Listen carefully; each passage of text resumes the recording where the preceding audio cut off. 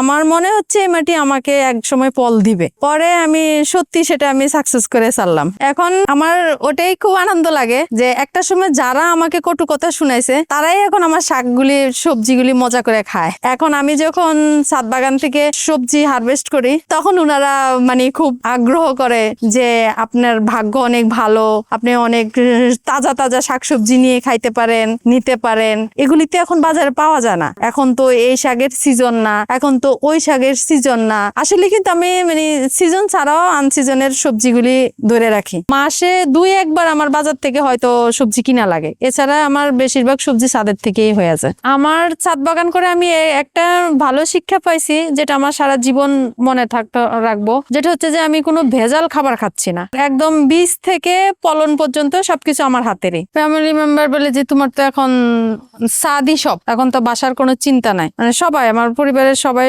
শ্বশুর বাড়িতে তো পরিবারের সবাই মোটামুটি আমাকে কুটু কথা বলতো যে তোমার সংসার করা লাগবে না, শুধু ছাদ নিয়েই থাকো, ছাদ নিয়েই থাকো, এরকম বলতো। আমার হাজবেন্ড প্রায় সময় বলে তুমি তো এখন ছাদ নিয়েই আসো, বাসার প্রয়োজন নাই। মানে আসলে আমি এমনও দিন আছে পুরো দিনেও কাজ করি, আবার দেখা গেছে যেদিন দিনে আসতে পারিনি সেদিন রাতে বাসার রান্না বান্না সব শেষ করে বাচ্চাদের ঠিকঠাক করে দিয়ে এসে আমি সারা রাত ছাদে ছিলাম। প্রথমত আমি আমার পাশে বিল্ডিং এর কাজ চলছিল, ওখান থেকে লেবার দিয়ে মাটি উঠাইছিলাম। পরে আমার তো প্রথমে এগুলির উপর আইডিয়া ছিল না, যার কারণে আমি ওই মাটিটা নিয়ে অনেক কষ্ট ফিল করছি। ভাবছিলাম ওই মাটিতে হবে, কিন্তু হয় নাই। বর্ষার সিজন ছিল, ওই মাটি ছাদে এনে অনেক কষ্ট হয়েছে। পরে ওই মাটিতে আমি বাজার থেকে গোবর নিয়ে আসি, আমাদের এখানে গরুর বাজার যেটা আছে ওখান থেকে ময়লার লোকজনদেরকে নিয়ে গোবর নিয়ে আসছি। প্রায় 8 বস্তা গোবর আনছে, আনে ওই মাটিতে আমি অ্যাড করছি। অ্যাড করার পরে দেখতেছি যে এখন ফলনটা ভালোই হচ্ছে ওখান থেকে।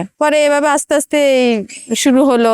মোবাইলে টিভিতে যেভাবে দেখলাম সার তৈরি করা হয় ন্যাচারাল ভাবে, ওভাবে আমি সার তৈরি করা শুরু করে দিছি। হ্যাঁ, আমার পাশের যে বড় বিল্ডিংটা দেখা যাচ্ছে ওখানে যারা ছাদে বাগান করে 7 তলা থেকে এক ভাবি আমার সাথে প্রায় সময় কথা বলে। তো উনি আমাকে ডাকে বলতেছে, ভাবি এই মাটি দিয়ে আপনার কিছু হবে না, ঢাকার মাটি ভালো না, এটা সম্পূর্ণ একটা পাথর, ইট বললে হয়, এই মাটি আপনার ফেলাই দিতে হবে। আমি আনছিলাম, ফেলাই দিছি। উনার নিজের গল্পটা আমাকে বলছিল। পরে আমি বললাম যে না, আমি ফেলবো না। আমি যেহেতু লোকজন দিয়ে এই মাটি উপরে উঠাইছি, এটার পিছনে আমি সময় দিছিলাম অনেকদিন, আমি এই মাটি ফেলবো না। কিছুদিন আগে উনি আমার কাছ থেকে চারা চাইছিল যে ভাবি আমাকে কিছু টমেটোর চারা, কিছু বেগুনের চারা দেন। কারণ হচ্ছে যে আমি যত চারা হয় সব নিজেই করি, এখান থেকে আমার ছাদ থেকেই আমি চারা করি। কারণ আমার দূরে নার্সারি হয়ে যায়, ওখানে আমার যাওয়ার সময় হয় না।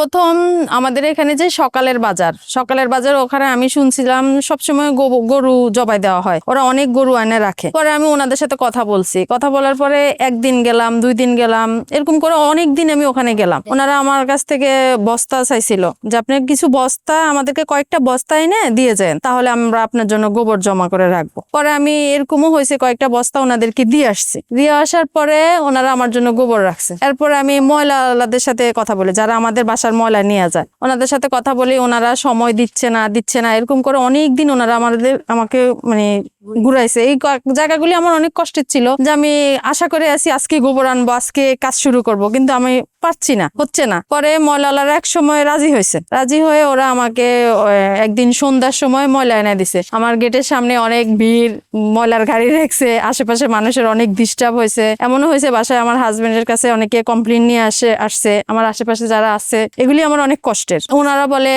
দুর্গন্ধ হয়, এখানে নার্সারির থেকে মাটি আনে না, নার্সারির থেকে সার নিয়ে আসে না, নিজেই সব করে। এগুলি কি হয়? হ্যাঁ, ময়লা নিয়ে আসছে, এগুলি কি হয়? মশা হবে, এই হবে, সে হবে। আসলে কিন্তু আমি ওরকমই কিছুই করি নাই যে মশা হবে। ওসব দিক থেকে আমি সতর্ক ছিলাম, কারণ আমার নিজেরও ফ্যামিলি আছে। হ্যাঁ, টিটকেরে দিছে, এটি হবে না, এগুলি এই আপনি অযথা কষ্ট করতেছেন, এগুলি ফেলাই দেন। এগুলি ফেলাই দিয়ে নার্সারি থেকে কিছু মাটি নিয়ে আসেন। এমনও সময় আছে আমি সব ভাড়াটিয়াদের কাছে ছোট ছোট বালতি দিয়ে আসি, আবার বাসার ছাদে আসার সময় ওই বালতিগুলি নিয়ে আসি, সব কিচেনের ময়লাগুলি। ওগুলি আমার গাছের জন্য, এই মাটির জন্য অনেক ভালো। পরে তখন আমার ফ্যামিলির সদস্যরা আমাকে না করছিল যে তুমি এরকম করো না, ময়লার কাজটা তুমি নিয়ে নিতেছ, তাহলে সবাই খারাপ বলবে, ময়লা আলী বলবে, তোমার মেয়ে আছে, মেয়েরা উপযুক্ত হচ্ছে, পরে মায়ের বদনামের জন্য মেয়ের বিয়ে হবে না। আমি বললাম হোক না, আমি তো খারাপ কিছু করতেছি না, গাছ বাঁচাচ্ছি, একটা প্রাণ দিতেছি। এটা প্রাণে আমার যে যাই বলুক আমার অসুবিধা নাই। আমার প্রত্যেকটা গাছের গোড়ায় কিচিনের ময়লা আছে, এমন কোনো গাছ নাই যে এখানে কিচিনের ময়লা নাই, কারণ আমার মাটিটা তো নার্সারির মাটি না।